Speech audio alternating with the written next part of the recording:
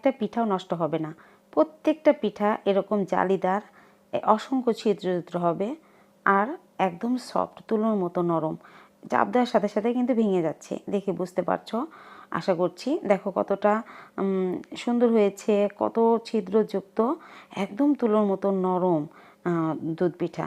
এটা শুকনা চালের গুঁড়াতে কিন্তু আমি বানিয়েছি।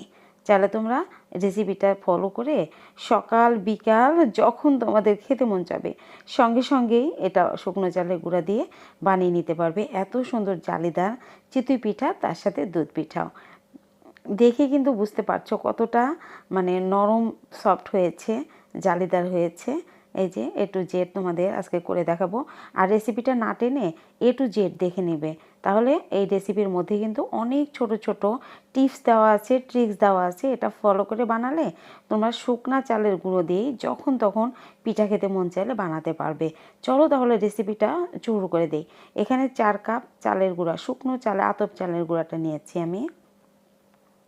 শুকনো আতপ চালের গুঁড়া 4 কাপ, তার সাথে নর্মাল পানি, এই ট্যাপের যে পানিটা, এই পানি দিয়েই প্রথমে, লবণও দেব না, কিছুই দেব না।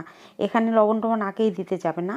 অল্প করে পানি দিয়ে শুকনা শুকনা করে একটু কচলিয়ে ভালো করে এরকমভাবে ছেনতে হবে বেশ কিছু সময় ধরে। বেশ কিছু সময় ধরে এরকমভাবে ছেনে ঢেকে রাখতে হবে 2 ঘন্টার জন্য। 2 ঘন্টা পর দেখো, এই যে দেখাচ্ছি, 2 ঘন্টা পর আমি এটা ঢাকনাটা খুলে এবার দেখো রান্না করার সয়াবিন তেল এখানে দিয়ে দিলাম 1 চামচ, বেশি দিতে যাবে না। আর পরিমাণ মতো লবণ দিয়ে ফুটন্ত গরম পানি এখানে দিতে হবে। এখন দিতে হবে ফুটন্ত গরম পানি। প্রথমে যখন মাখিয়ে রাখবে তখন কিন্তু গরম পানি দিতে যাবে না, নর্মাল পানিটা দিয়েই সুন্দর করে ছেনে ছেনে মাখিয়ে তারপর ঢেকে রাখতে হবে 2 ঘন্টা। তারপর 2 ঘন্টা পর 1 চামচ সয়াবিন তেল, সামান্য লবণ পরিমাণ মতো, আর হচ্ছে ফুটন্ত গরম পানি দিয়ে সুন্দর করে একটা তরল মিক্সচার বানিয়ে নেব, যে মিক্সচারটা দিয়ে আমরা ফুলকো জালিদার চিতই পিঠাটা বানাতে পারবো। দেখো, আর চিতই পিঠার গোলাটা কিন্তু ঘন হয় না, তোমরা জানো, পাতলা হয়। এই যে এরকমভাবে নেড়ে নেড়ে দেখে নিবে, যে আমি হাত দিয়ে দেখে দিচ্ছি, দাঁড়াও। এই যে হাতের সাথে কিন্তু খুব ঘন হয়ে লেগে থাকবে না, একদম পাতলা একটা আবরণের মতো। এই যে যখনই হবে তখন মনে করবে যে হয়ে গেছে। এবার আমি 4 কাপ এখানে শুকনো চালের গুঁড়া নিয়েছি, তার সাথে 4 চা চামচ এখানে বেকিং পাউডার দিলাম। 1 কাপ গুঁড়ার জন্য তোমরা 1 চা চামচ বেকিং পাউডার দেবে। বেকিং পাউডার দিয়ে আবারও খুব সুন্দর করে ঘেটে মিশিয়ে নিয়েছি, যেন কোথাও দলা পেকে না থাকে, সেদিকেই আবার খেয়াল রাখতে হবে কিন্তু। এ তো সুন্দর করে গুলে গেছে। এবার দেখো, এই যে লোহার এই তাওয়াটা আমি বসিয়ে রেখেছিলাম অনেক সময় ধরে, একদম এরকমভাবে ধোঁয়া উঠবে এরকম গরম করে নিতে হবে। অনেক বেশি গরম করতে হবে, তাহলে কিন্তু চিতই পিঠাটা ভালো হবে। আর ওই যে বাটির মধ্যে 1 চামচ তেলের সাথে একটু পানি মিক্সড করে রেখেছিলাম, ওটা সুতি পাতলা ন্যাকড়ার সাথে ভরিয়ে এটা মুছে নিলাম, তাওয়াটা মুছে নিলাম। মুছে নিয়ে দেখো বেটারটা দেওয়ার সাথে সাথে কিন্তু দেখো ছিদ্র হওয়া শুরু হয়ে গেছে।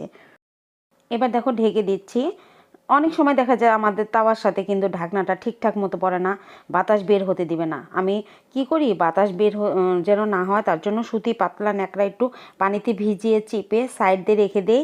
আর ওই যে ঢাকনার যে ফুটাটা আছে এটাও কিন্তু বন্ধ করে দিতে হবে। আর চা চামচ দিয়ে একটু পানি চারপাশে দিয়ে দেবে, এতে করে ভিতরে বাষ্প হবে, হয়ে শুকনো চালের গুঁড়া যেহেতু ফুলকো ফুলকো চিতই পিঠা হবে, অসংখ্য ছিদ্রযুক্ত। এই টিপসগুলো কিন্তু অবশ্যই ফলো করবে। অনেকেই কিন্তু বলতে চায় না, এটা আমি তোমাদের এটা দেখাচ্ছি, দেখবে এরকমভাবে করলে পানি থেরাপি বলে এটাকে। এই পানি থেরাপি এভাবে দিলে দেখবে ফুলকো ফুলকো অসংখ্য ছিদ্রযুক্ত নরম তুলতুলে চিতই পিঠা উঠবে। প্রথমটায় কিন্তু দেখো কত সুন্দর হয়েছে, আমার একটা পিঠাও নষ্ট হয়নি, একটা পিঠাও না। এ টু জেড সব পিঠাই একদম এরকম সফট, তুলোর মতো নরম হবে আর অসংখ্য ছিদ্রযুক্ত। আর দুধে ভিজানোর সাথে সাথে একদম গলে যাবে, নরম এরকম হবে কিন্তু। এই যে দেখো তোমাদের ভেঙে দেখাচ্ছে একটা, এই যে অসংখ্য গরম, অসম্ভব গরম আমার হাতে লাগছে, তবুও তোমাদের দেখাচ্ছি। দেখো কতটা সুন্দর হয়েছে। আবারও আর একটা দিয়ে দেবো। দেখো যে এরকম ধোয়া ওটা গরম অবস্থায় তারপরে কিন্তু বেটারটা দিবে তাওয়াতে। একটু মুছে নিলাম ওই পানি দিয়ে, একটু মুছে নিয়ে তারপরে যতবার চিতই পিঠা বানাবে ততবার ভালো করে নেড়ে নেড়ে করবে। তার কারণ ওই যে নিচে আবার চালের গুঁড়াটা কিন্তু জমা ধরে থাকে। দেখো দেওয়ার সাথে সাথেই ফুটিয়ে ওঠা শুরু হয়ে গেছে। এবার ঢেকে দিচ্ছি। ঢেকে ওই তো আবার ওই যে চিকন করে আমি আমার একটা পাতলা সুতি ন্যাকড়া থাকে, এটা ভিজিয়ে আমি চারোপাশ দিয়ে দিই যেন ভিতরকার বাষ্পটা বের হতে না পারে। দেখো কত সুন্দর ফুলকো ফুলকো চিতই পিঠা সবগুলো বানিয়ে নিয়েছি। এবার এখানে দুধে ভিজাবো 5 কাপ, এখানে গরুর দুধ নিয়েছি। এখানে কোনো পানি দেবো না আমি, 5 কাপ দুধ আমি বলক করতে দিয়েছি। দেখো এই যে 5 কাপ দুধ যখন 1 কাপ কমে 4 কাপ হবে তখন আমি ইটা দিয়ে দেবো, গুড়টা দিয়ে দেবো। এই তো সুন্দর করে বলক উঠিয়ে নিয়েছি, 1 কাপ কমে যে ঘন হয়ে গেছে। এবার দেখো এই যে গুড় দিয়ে দিচ্ছি, 4 কাপ দুধের জন্য 1 কাপ গুড়। এই রেশিওটা মনে রাখবে, এই রেশিওটা মনে রাখলে তোমার পিঠা দেখবে কত সুস্বাদু হয়। একদম গুড় টুড় সব কিছু মিষ্টি টিষ্টি একদম ঠিকঠাক মতো হবে। 4 কাপ দুধের সাথে মনে রাখবে 1 কাপ গুড় যাবে, তাহলে একদম পারফেক্ট মিষ্টি। একটু লবণ দিয়ে দিলাম, লবণ ছাড়া তো মিষ্টি খাবার ভালোই লাগে না।